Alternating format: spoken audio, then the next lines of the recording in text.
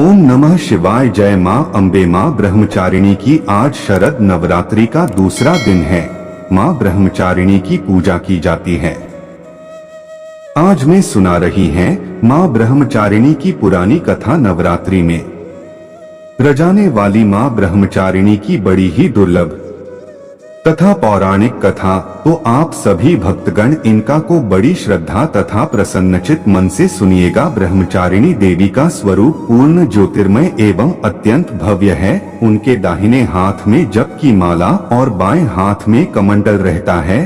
अपने पूर्व जन्म में जब ये हिमालय के घर पुत्री के रूप में उत्पन्न हुई थी, तब नारद जी के उपदेश उन्होंने भगवान शंकर को पति के रूप में प्राप्त करने के लिए अत्यंत कठिन तपस्या की थी। इसी दुष्कर तपस्या के कारण इन्हें तब झाड़ी अर्थात ब्रह्मचारी के नाम से अभिहित किया गया। 1000 वर्ष उन्होंने केवल फल फूल खाकर व्यतीत किए थे। 100 वर्षों तक केवल साथ निर्वाह किया था। कुछ दिनों तक कठिन उपवास रखते हुए खुले आकाश के वर्षा और धूप के भयानक कष्ट सहे। इस कठिन तपस्या के बाद 30,000 वर्षों तक केवल जमीन पर टूटकर गिरे हुए बेल पत्र को खाकर वह भगवान शिव जी की प्रार्थना करती रही। इसके बाद की बेल पत्र को खाना भी छोड़ दिया। कई हजार वर्षों तक निर्जल और निराहार तपस्या कर रही प्रिय भक्त करो पत्तों को भी खाना छोड़ देने के कारण उनका नाम अपर्णा भी बढ़ गया। 1012 की कठिन तपस्या के कारण ब्रह्मचारी भी का यह पूर्व जन्म का शरीर एकदम हो गया। वह अत्यंत कृशकाय हो गई, सूखकर कांटा हो गई। उनका शरीर पूरी तरह से सूख गया। उनकी यह दशा देखकर उनकी माता नैना रानी अत्यंत दुखी होती। उन्होंने उन्हें उस कठिन तपस्या से विरत करने के लिए आवाज लगाई।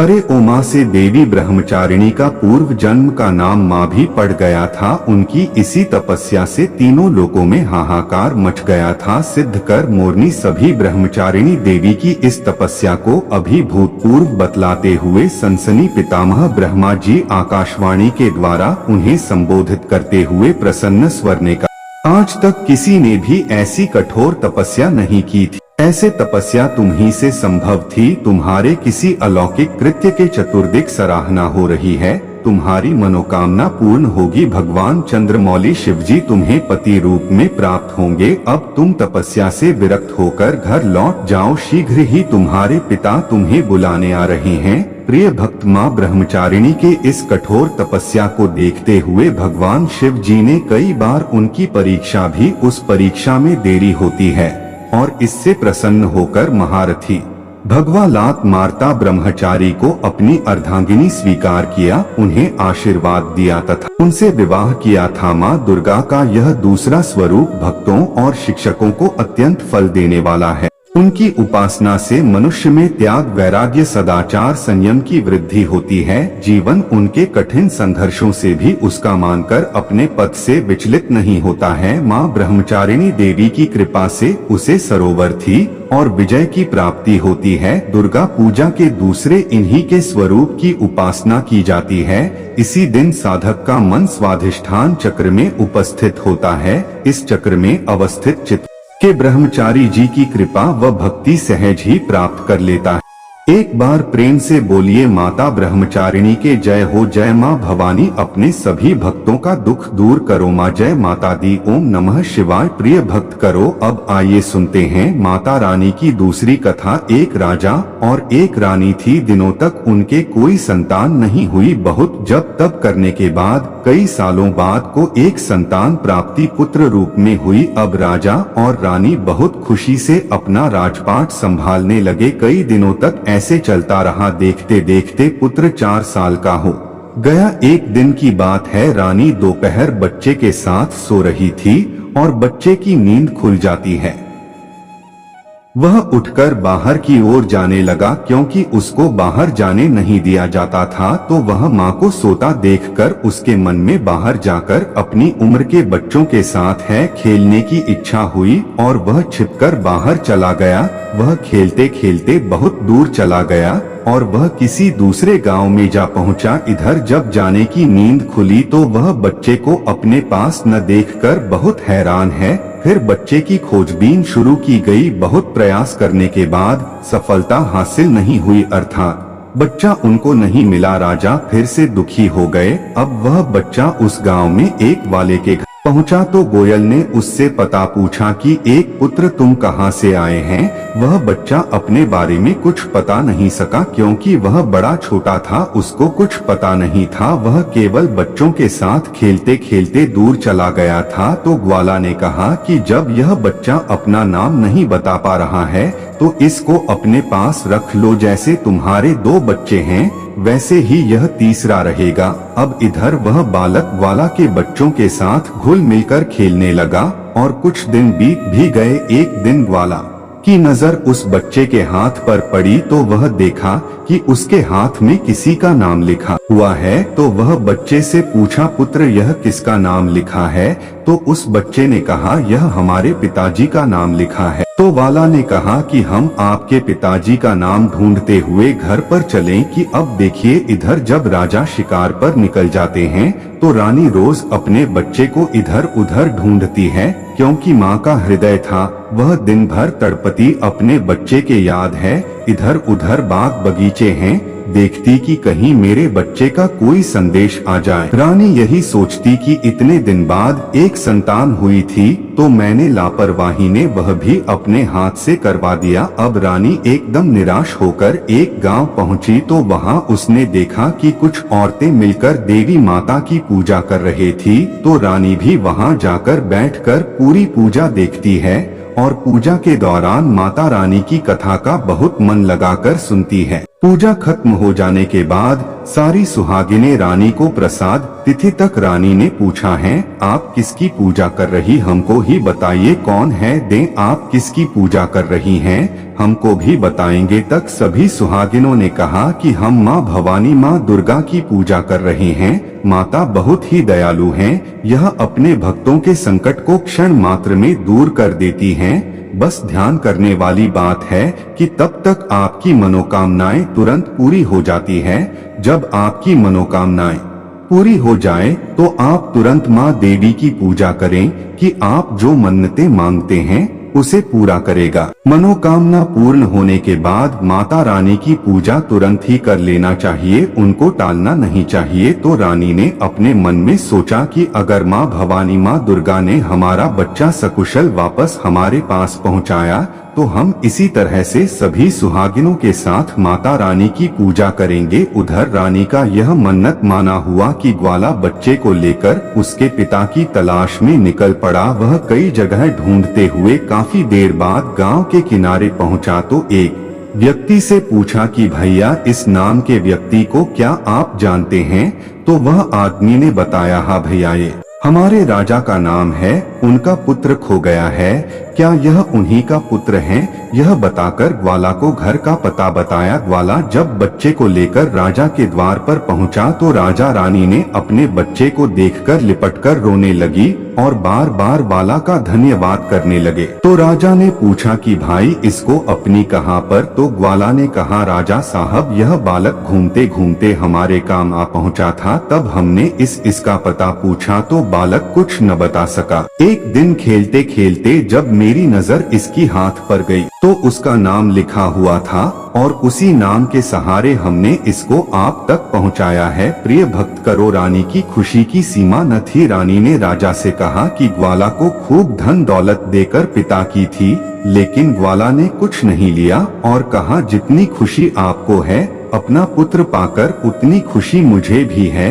कि मैंने आपकी धरोहर को आप तक पहुंचाया। अंत में राजा ने ग्वाला खुद धन देकर विदा किया। अब रानी को यह तुरंत याद आया कि वह माता रानी की मन्नत मानी थी उनकी पूजा करने का और नवरात्रि का व्रत करने का। रानी ने राजा से कहा, हमने माँ दुर्गा का मन्नत माना है, हमें नवरात्रि का व्रत करना है, हम नवरात्रि का व्रत करेंगे। नगर के कुछ स्त्रियों को निमंत्रण भेजे और तुरंत माँ भवानी की पूजा की थी। रानी ने तुरंत माता की पूजा करने वाली सारी सामग्री इकट्ठा करवाई। माता रानी की पूजा की सारी व्यवस्था की गई। सभी सुहागिनों ने मिलकर माता रानी की दिवस पूजा की और माँ दुर्गा माता का गीत गाया। जिन सुहागिनों को माता रानी की कथा आ रही थी उन्होंने माता रानी की कथा सुनाई और फिर अंत में सभी सुहागिनों ने मिलकर माता रानी की आरती की और उनसे प्रार्थना की कि जिस तरह आपने हमारे संकट को दूर किया, ऐसे ही जो आपको याद करें आप उनके इस संकट को तुरंत दूर करना है। माँ आपका स्वभाव बड़ा ही दयालु है, बड़ा ही सहज ही कृपालु है।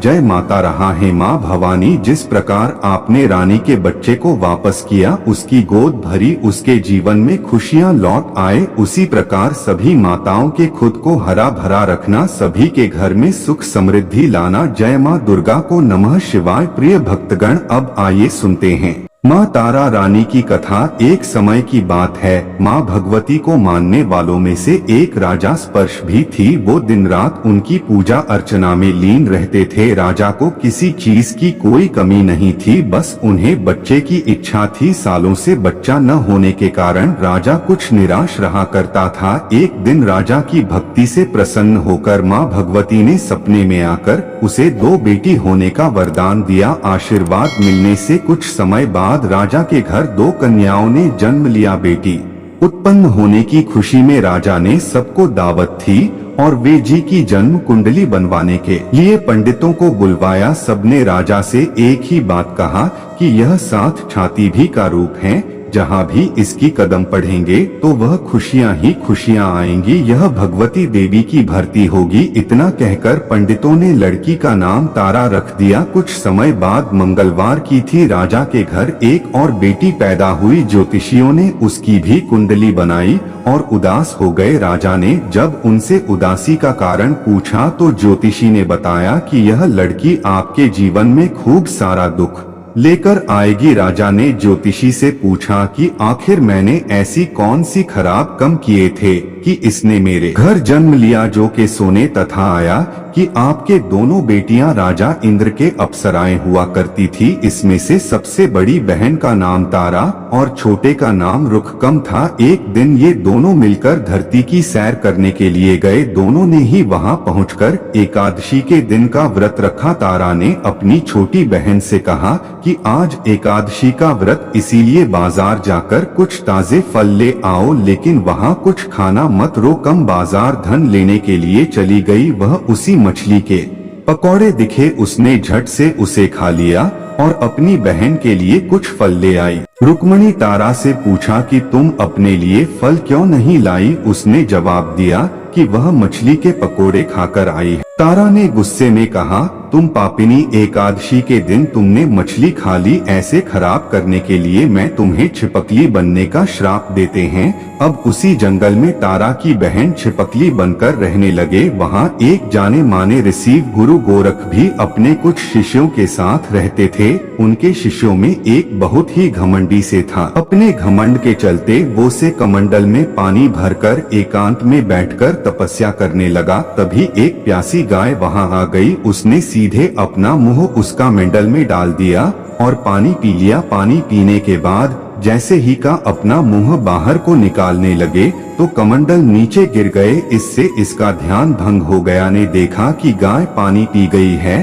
अब गुस्से में ऋषि ने गाय को एक चिमटे से पूरी तरह घायल कर दिया। इस बात की जानकारी जब गुरु गोरखनाथ को पड़ी तो वह तुरंत गाय को देखने के लिए एक जैसे ही उन्होंने गाय की हालत देखी तो वैसे ही उसने उस घमंड इस हिस्से को आश्रम से निकाल दिया। कुछ दिनों बाद गौमाता पर किए गए उस अत्याचार से होने वाले पाप को कम करने के लिए उन्होंने एक यज्ञ करवाया। इस यज्ञ के बारे में गाय को चिमटे से मारने वाले घमंडी से को भी पता चला। वो सीधे पक्षी का रूप धारण करके यज्ञ स्थल पर आ गया और भोजन ने अपनी चोंच से मरा हुआ सांप डाल दिया। जी को इस बात की खबर नहीं हुई। ये सब होती फिर तारा से मिलने वाली छिपकली रोटी रुखकम देख लेती है। उसके मन में हुआ कि इसे खाकर सारे लोग मर जाएंगे। प्रिय भक्त कर सबकी जान बचाने के लिए छिपकली बनी रुखकम सभी लोगों के सामने भोजन में गिर गई। लोगों ने छिपकली को खूब कोसा और वतन को खाली करने लगे।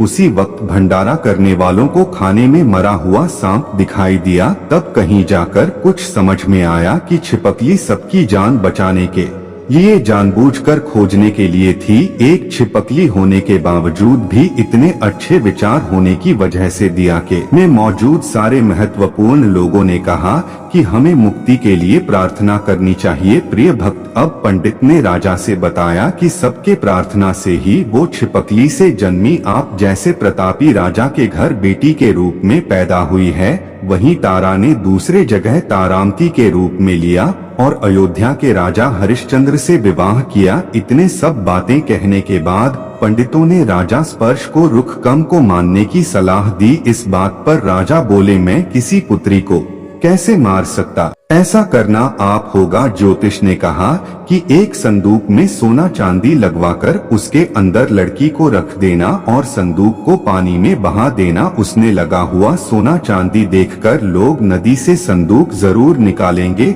और लड़की की जान बचाने के राजा ने जो देशों ने जैसा बताया था ठीक वैसा ही किया। नदी में सोना चांदी जरा व संदूक देखकर काफी के पास ही एक ने उसे बाहर निकाल लिया। उसकी कोई संतान नहीं थी, इसीलिए उसने संदूक के अंदर की कन्या को पालने का फैसला किया। उस कन्या को देंगे। वह उसकी पत्नी ने खूब प्रेम से पाला और रुख को नाम रख दिया। बड़े होते ही दोनों ने रुको का विवाह कर दिया। रुको के साथ सुमन तारामती और राजा हरिश्चंद्र के महल में साफ सफाई का काम किया करती थी। कुछ दिनों बाद रुखको की सासू माँ बीमार हो गई, जिसके जगह रुख को वहाँ काम करने लगी। तारामती ने उसे देखा और पुराने जन्म के पुण्य के कारण पहचान लिया और उससे कहा, तुम मेरे साथ बैठ जाओ। ने बोला कि मैं तो अभागिन इसीलिए आपके साथ नहीं बैठ सकती। तब तारामती ने उसे बताया, तुम पूर्व चेयरमैन मेरे ही बहन थी। तुमने एकादशी के व्रत के दिन मछली खा ली थी तो मैंने तुम्हें दंड देते हुए छिपकली बना दिया। अब तुम्हें दोबारा मनुष्य जन्म मिला है तो इसने माँ वैष्णो की पूजा करके पुण्य कमाने। माँ की पूजा से तुम्हारी सारी इच्छाएं पूरी होंगी। तारामती की बात को सुनने के बाद रुख को माँ वैष्णो से एक बेटे के लिए प्रार्थना करती है और कहती हैं कि अगर उसकी मनोकामना पूरी हुई तो वह अपने घर में माँ वैष्णो देवी की पूजा और जागरण करवाएगी। प्रिय भक्त, माँ वैष्णो देवी उसकी प्रार्थना सुन लेती हैं और उसे एक पुत्र देती हैं। पुत्र की प्राप्ति के बाद ग्रुप में उसकी देखभाल और लाड़ दुलार में माँ वैष्णो देवी की पूजा करना भूल जाती है। ऐसा होते होते 5 वर्ष बीत गए और फिर एक दिन उस बच्चे को चेचक यानी माता निकल जाती हैं। बच्चे की ऐसी स्थिति देखकर परेशान रुख को अपने पिछले जन्म की बहन तारामती के घर जाकर उन्हें इस समस्या के बारे में बताती हैं। जब तारामती ने पूछा कि तुमने माँ वैष्णो देवी की पूजा अर्चना में कोई गलती तो नहीं की, फिर रुको को याद आता है कि उसने माँ वैष्णो देवी का जागरण कराने का प्रण लिया था। यह बात याद आते ही रुको को बहुत पछतावा हुआ और मन में माँ से कहा कि बच्चे शिक्षित होते ही वह अपने घर में जागरण करवाएगी। अगले ही दिन उसका पुत्र पूरी तरह से ठीक हो जाता है। तभी रुखको ने माता रानी के मंदिर जाकर पुजारियों को कहा कि मंगलवार के दिन जागरण करा दी थी। युवकों की बात सुनकर पंडित कहते हैं कि तुम यही 5 रुपए दे तो हम मंदिर में ही जागरण करवा देते हैं। को कहती है, मुझे पता है कि मैं चमारिन, लेकिन आप मेरे घर आकर ही जागरण करवाती थी, न किसी तरह का भेदभाव नहीं करती हैं, तो आपको भी नहीं करना चाहिए। किस्मत पंडित ने विचार विमर्श करके कहा कि अगर रानी आपके जागरण में आती हैं, तो हम तुम्हारे घर आकर जागरण कमाने के लिए तैयार हैं। पंडित की बातें सुनकर रुख को अपनी बहन रानी तारामती के पास जाती है और रानी तारामती को सारी बात बता दी है। रुख को की बात सुनकर तारामती जागरण में जाने के लिए तैयार हो जाती है। इस बात को बताने के लिए रुख को जब पंडित के पास जाती है तब उसके बीच की बातों को से नामक नाई सुन लेता है। फिर वह राजा हरिश्चंद्र को जाकर सारी बातें बता देता है। राजा के मन में हुआ कि रानी को नीची जाति वालों के घर जागरण में नहीं जाना चाहिए। इसी वजह से वो अपनी अंगुली काट लेती हैं। जिससे उन्हें नींद न आए और रानी जागरण में न जा सके। जब जागरण का समय होता है तभी राजा को जागते हुए देखकर जानी मन ही मन मां वैष्णो देवी से प्रार्थना करती हैं कि महाराज को नींद आ जाए ताकि मैं जागरण में जा सके। रहने की प्रार्थना की कुछ ही देर बाद राजा को नींद आ जाती है। रानी तारामती रोशनदान से रस्सी बांधकर महल के नीचे आकर युवकों के घर चली जाती है। इसी जल्दीबाजी रास्ते में रानी का रेशमी रुमाल और एक पांव का पायल गिर जाता है। इधर कुछ वक्त बाद राजा हरिश्चंद्र की नींद टूट जाती है। नींद टूटने पर रानी को अपने पास न देखकर राजा उनकी तलाश में निकल जाते हैं। रानी को तोड़ते तोड़ते उन्हें रानी का रुमाल और पायल मिलता है। रानी की चीजों को अपने साथ लेकर राजा जागरण स्थल पर पहुँचे और एक जगह चुपचाप बैठकर जागरण सुनने लगते हैं। माँ वैष्णो देवी के जयकारे के साथ जागरण खत्म होता है और सभी को प्रसाद दिया जाता है। तब रात अपने हिस्से के प्रसाद झोली में डाल देती है, यानी कि ऐसा करने पर लोग उनसे पूछते कि वो प्रसाद क्यों नहीं खा रहे हैं। अगर आप प्रसाद का सेवन नहीं करते हैं तो जागरण में आए लोग भी प्रसाद नहीं खाएंगे। तब रानी बोली कि वह प्रसाद राजा के लिए था, अब आप मुझे प्रसाद। पीछे फिर अपने लिए प्रसाद लेकर रानी सबके सामने खा ली थी। रानी के प्रसाद खाते ही जागरण ने सभी भक्तों ने प्रसाद खाया। इसके बाद रानी महल के लिए निकल जाती है। तभी रास्ते में राजा ने उन्हें रोककर पूछते हैं कि तुमने नीची जाति के घर प्रसाद खाकर खुद को अपवित्र कर दिया है, तुमने मेरे लिए भी प्रसाद रखा है, अब तुम उससे मुझे भी पवित्र करना चाहती हो, मैं तुम्हें अपने महल में नहीं ले जा सकता। यह बोलते हुए राजा रानी की झोली को देखता है। तब उन्हें प्रसाद की जगह गुलाब, चंपा, अनेक जैसे फूल और कच्चा चावल व सुपारी दिखाई देती है। इस चमत्कार को देखकर राजा हैरान हो जाते हैं।